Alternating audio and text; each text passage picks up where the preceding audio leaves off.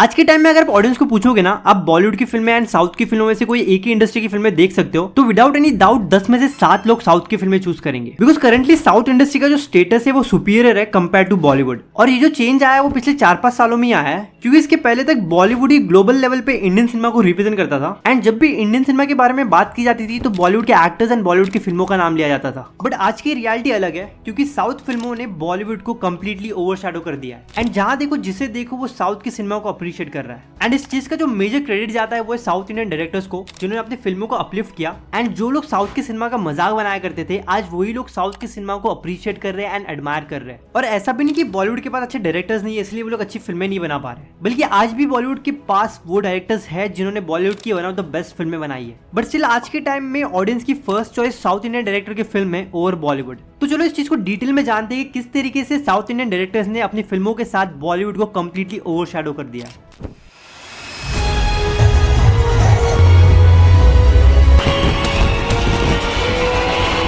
South में हमेशा अच्छी कहानियां, अच्छी फिल्म, टेक्निकली हमेशा ये दौर था, है और चलता रहेगा। तो सबसे पहले ये जान लेते हैं कि बॉलीवुड ने कैसे इतने सालों तक रूल किया इंडियन सिनेमा पर। तो एक बहुत ही बेसिक सा फंडा है फिल्म मेकिंग इंडस्ट्री का। फर्स्टली तो ये कोई सोशल सर्विस नहीं है, ये एक मनी मेकिंग बिजनेस है। तो यहाँ पे चीजें नंबर गेम पे वर्क करती है। तो जस्ट लाइक पॉलिटिक्स, जिस पार्टी के पास जितने ज्यादा नंबर होते हैं वो रूलिंग गवर्नमेंट फॉर्म करती है। And same with film making industry, जिसके जितने ज्यादा बड़े नंबर्स होते हैं उसे उतना बड़ा कंसिडर किया जाता है। फॉर एग्जाम्पल मैं आपसे पूछता हूँ, साइड ए में शाहरुख, सलमान एंड आमिर है, एंड साइड बी में आयुष्मान खुराना, विकी कौशल एंड राजकुमार राव है। तो इनमें से कौन बड़े सुपरस्टार्स है? तो ऑब्वियस आंसर होगा साइड ए, बिकॉज साइड ए में शाहरुख, सलमान एंड आमिर है, जिनका स्टारडम बड़ा है। और इस चीज का एज एंड इंडस्ट्री एक्सपीरियंस से कुछ लेना देना नहीं है, क्योंकि अगर साइड बी में मैं नवाजुद्दीन सिद्दीकी, पंकज त्रिपाठी एंड मनोज बाजपेयी रखता, तब भी stardom wise obvious answer A होता। एंड बाकी एक्टर्स के कंपैरिजन में ये तीनों सुपीरियर इसीलिए है बिकॉज इनके बॉक्स ऑफिस नंबर बड़े हैं। एंड इसी तरह ओवरऑल बॉलीवुड नंबर गेम में बाकी इंडियन फिल्म मेकिंग इंडस्ट्री से आगे था, क्योंकि फर्स्टली बॉलीवुड के पास नंबर ऑफ ऑडियंस ज्यादा थे। बेसिकली इंडिया के अंदर हिंदी लैंग्वेज वाली ऑडियंस ज्यादा है, जिस वजह से बॉलीवुड के पास हमेशा से एक अपर हैंड रहा है। क्योंकि बॉलीवुड के पास ज्यादा ऑडियंस होने की वजह से ज्यादा लोग उन फिल्मों को देखते थे, ज्यादा लोग उन फिल्मों के बारे में बात करते थे, एंड उन फिल्मों का कलेक्शन भी ज्यादा होता था। एंड तब पैन इंडिया फिल्म का इतना ट्रेंड नहीं था, जिस वजह से बॉलीवुड हिंदी फिल्म बनाती थी हिंदी ऑडियंस के लिए, उसी तरह टॉलीवुड तेलुगु फिल्में बनाती थी तेलुगु ऑडियंस के लिए, मॉलीवुड मलयालम फिल्में बनाती थी मलयालम ऑडियंस के लिए, कॉलीवुड तमिल फिल्में बनाती थी तमिल ऑडियंस के लिए,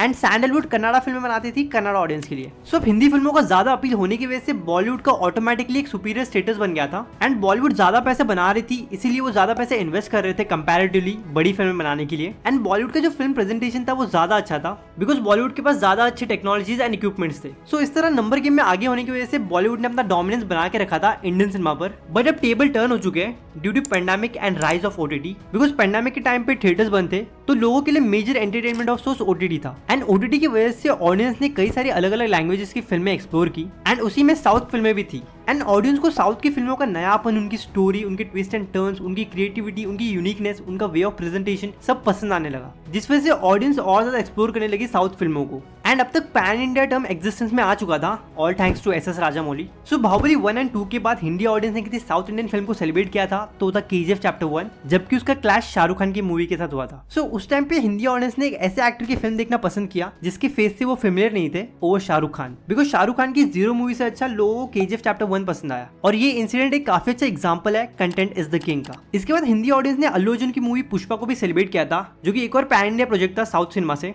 एंड इसके बाद से साउथ सिनेमा के लिए कोई स्टॉपिंग पॉइंट नहीं रहा है, क्योंकि वो लोग बैक टू बैक एक से बढ़कर एक खतरनाक फिल्में रिलीज कर रहे हैं, जिस वजह से आज के टाइम में साउथ सिनेमा का स्टेटस सुपीरियर है बॉलीवुड के कंपैरिजन में। ऑनेस्टली बोलना गाइस, साउथ सिनेमा को आज जो अप्रिशिएशन मिल रहा है वो बहुत साल पहले ही मिल जाना चाहिए था। बट उनके हिस्से का अप्रिशिएशन बॉलीवुड लेकर जाती थी उनकी स्टोरीज का रीमेक बनाकर, like Singham, Golmaal, Wanted, Simmba, Ghajini, Rowdy Rathore, Drishyam, ये सारी की सारी साउथ फिल्मों का रीमेक है। एंड और भी ऐसी कई सारी बॉलीवुड फिल्में हैं जिन्होंने बॉलीवुड के बड़े एक्टर्स को अपने करियर का बड़ा ब्रेक थ्रू दिया है। एंड इंडिया में इंटरनेट की बूम से पहले ये सारी बातें पता नहीं चलती थी, तो हमें लगता था कि हमारा बॉलीवुड तो कितनी अच्छी अच्छी फिल्में बनाता है। बट आज जब ऑडियंस को पता चला है कि बॉलीवुड की बड़ी एंड कामयाब फिल्में, काफी सारी रीमेक फिल्में हैं साउथ मूवीज का, तो ऑडियंस का बॉलीवुड को लेकर नजरिया बदल चुका है। और ऐसा भी नहीं है कि साउथ मूवीज ने कभी बॉलीवुड मूवीज का रीमेक नहीं बनाया, उन्होंने भी बनाया है, बट रीमेक मूवी बनाकर ज्यादा फायदा बॉलीवुड का ही हुआ है। एंड इवन ये सिलसिला आज भी जारी है, बॉलीवुड अभी भी साउथ फिल्मों का रीमेक बना रहा है। बट जिन साउथ फिल्मों का Hindi dub version already available होता है, तो ऑडियंस प्रीफर करती है कि वो ओरिजिनल फिल्म देखे हिंदी डब के साथ या फिर सबटाइटल के साथ, जिस वजह से बॉलीवुड का जो रीमेक बनाने वाला फॉर्मूला था वो अभी वर्कआउट नहीं कर रहा है, जिस वजह से बॉलीवुड का काफी सारा प्रॉफिट कम हो चुका है। एंड इवन अब साउथ के डायरेक्टर्स एंड फिल्म मेकर्स ये बात समझ चुके हैं कि लोग उनकी फिल्मों को पसंद कर रहे हैं तो वो अपने हिस्से का अप्रिशिएशन खुद ही लेकर जाते हैं पैन इंडिया लेवल पर फिल्म को रिलीज कर। And pan India term existence में आने से पहले रेयरली आपको कोई तेलुगु मूवी महाराष्ट्र के थिएटर्स में देखने मिलती थी या फिर कोई हिंदी मूवी आपको तमिलनाडु के थिएटर्स में देखने मिलती थी, क्योंकि तब बस अपने पर्टिकुलर लैंग्वेज की फिल्में अपने रिस्पेक्टिव स्टेट्स में रिलीज होती थी, क्योंकि तेलुगु लैंग्वेज की फिल्म हिंदी ऑडियंस को समझ में नहीं आती थी और हिंदी लैंग्वेज की फिल्म तेलुगु ऑडियंस को समझ में नहीं आती थी। एंड इवन ये भी चीज होती थी कि एक पर्टिकुलर स्टेट के एक्टर को एक दूसरे स्टेट के लोग नहीं जानते थे, तो उनकी फिल्में वहां पे लगाकर क्या फायदा जब वहां पे उनकी फिल्मों के लिए ऑडियंस ही नहीं है। एंड जब से पैन इंडिया टर्म का क्रेज स्टार्ट हुआ इंडिया में, तब से लैंग्वेज एक बैरियर नहीं रहा है सिनेमा के लिए। And even social media and OTT की मदद से हर इंडस्ट्री के एक्टर्स ने काफी अच्छा प्रेजेंस बना लिया है पैन इंडिया लेवल पर। तो साउथ सिनेमा ने आज जो स्टेटस अचीव किया है वो उनके डायरेक्टर्स एंड फिल्म मेकर्स की वजह से हुआ है, बिकॉज वो लोग रिस्क ले रहे हैं कुछ नया बनाने के लिए, कुछ नया ट्राई करने के लिए। सी बाहुबली भी एक रिस्की प्रोजेक्ट था, केजीएफ चैप्टर 1 भी एक रिस्की प्रोजेक्ट था, इवन रिसेंटली रिलीज हुई कल की 2898 AD भी एक काफी बड़ा रिस्की प्रोजेक्ट था, जहाँ की नागा अश्विन को रिस्क लेने की जरूरत भी नहीं थी, क्योंकि अगर वो साउथ इंडियन मास कमर्शियल सिनेमा बनाते तब भी वो काफी अच्छा बिजनेस करती। बट स्टिल उन्होंने रिस्क लिया एंड कल की 2898 बनाया एंड वो एक कमर्शियल सक्सेस भी बनी।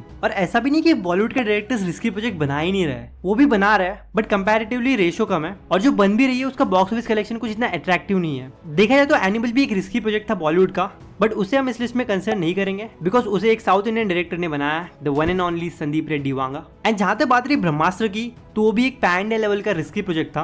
विजुअली फिल्म काफी अच्छी थी, but screen play wise film में थोड़ी सी कमी थी। एंड अगर आप ब्रह्मास्त्र मूवी का बॉक्स ऑफिस कलेक्शन चेक करोगे तो उसमें major contribution Hindi language audience का था, एंड सिर्फ 25 से 20 करोड़ का कंट्रीब्यूशन साउथ इंडियन लैंग्वेज के ऑडियंस से आया है। तो जो क्लियरली बताती है कि फिल्म का पैन इंडिया अपील कम था। एंड इस टॉपिक के ऊपर मैं एक डेडिकेटेड वीडियो बनाने वाला हूँ कि क्यों बॉलीवुड की pan India film south audience में वर्क नहीं करती, जबकि साउथ की पैन इंडिया फिल्म काफी अच्छा परफॉर्म करती है हिंदी ऑडियंस के बीच। Now back to a topic, Bollywood के डायरेक्टर्स काफी कम रिस्क ले रहे हैं, वो अपना वही फॉर्मूला यूज कर रहे हैं जो उनके लिए पहले वर्क किया था, एंड कुछ नयापन देखने नहीं मिल रहा है। एंड यही बॉलीवुड के डायरेक्टर्स का सबसे बड़ा ड्रॉबैक है कि वो रिस्क कम ले रहे हैं एंड उनकी फिल्मों में क्रिएटिविटी या नयापन काफी कम है। वही साउथ के डायरेक्टर काफी रिस्क ले रहे हैं, काफी नई नई चीजें ट्राई कर रहे हैं एंड काफी क्रिएटिवली अपनी फिल्म को प्रेजेंट कर रहे हैं।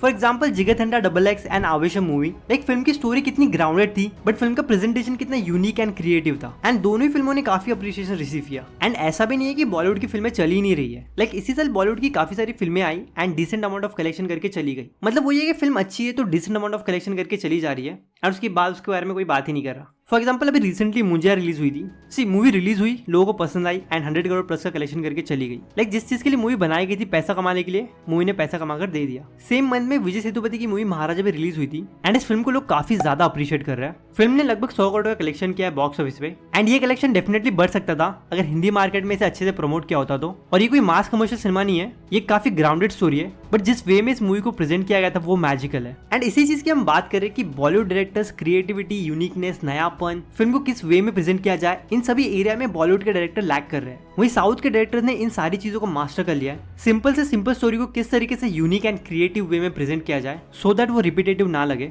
और ऐसा भी नहीं कि साउथ के डायरेक्टर्स फ्लॉप फिल्में नहीं बना रहे, वो भी फ्लॉप फिल्में बना रहे, बट वो फिल्में हम तक पहुंचती नहीं है। अभी रिसेंटली रिलीज हुई कमल हसन सर की फिल्म इंडियन 2, उस फिल्म को काफी क्रिटिसिज्म फेस करना पड़ा बिकॉज उसमें कुछ नया देखने नहीं मिला ऑडियंस को। But most of the south की जो पैन इंडिया लेवल की फिल्में आई है वो काफी अच्छा परफॉर्म करी है। कुछ एक आध दो फ्लॉप हुई होंगी, बट मेजॉरिटी ऑफ बड़े पैन इंडिया प्रोजेक्ट सक्सेसफुल रहे। सो वीडियो के कंक्लूडिंग वर्ड्स यही है कि करंटली साउथ इंडियन सिनेमा को बहुत ज्यादा अप्रिशिएट किया जा रहा है, सेलिब्रेट किया जा रहा है, एंड हम कह सकते हैं कि साउथ इंडियन सिनेमा का टाइम आ चुका है। एंड विदाउट एनी डाउट अगले 5 साल के लिए तो साउथ इंडियन सिनेमा रूल करने वाला है, बिकॉज हिंदी ऑडियंस ने अब भी जस्ट साउथ सिनेमा को एक्सप्लोर करना स्टार्ट किया है। तो साउथ सिनेमा के लिए बहुत ज्यादा स्कोप है और ग्रो करने के लिए। एंड हाल फिलहाल के लिए रियलिटी यही है कि हिंदी ऑडियंस बॉलीवुड से ज्यादा साउथ सिनेमा को सपोर्ट करना पसंद कर रही है। इस वजह से बॉलीवुड की अच्छी फिल्में भी ज्यादा अच्छा कलेक्शन नहीं कर पा रही है बॉक्स ऑफिस पे। एंड अगर आप मुझे पूछोगे मैं बॉलीवुड के डायरेक्टर्स एंड साउथ के डायरेक्टर में से किस पे अपना पैसा लगाना चाहूंगा, तो करंट सिनेरियो के अकॉर्डिंग मैं साउथ के डायरेक्टर पे अपना पैसा लगाऊंगा, क्योंकि गारंटी तो किसी फिल्म की नहीं होती कि वो एक शॉर्ट सक्सेस होगी, बट अगर किसी के हाई चांसेस है तो ये साउथ के डायरेक्टर्स के, क्योंकि हाल फिलहाल में ऑडियंस उन्हीं की फिल्में देखना चाहती है। बाकी that's all for a day, मैं आपसे फिर मिलता हूँ अगली वीडियो के साथ।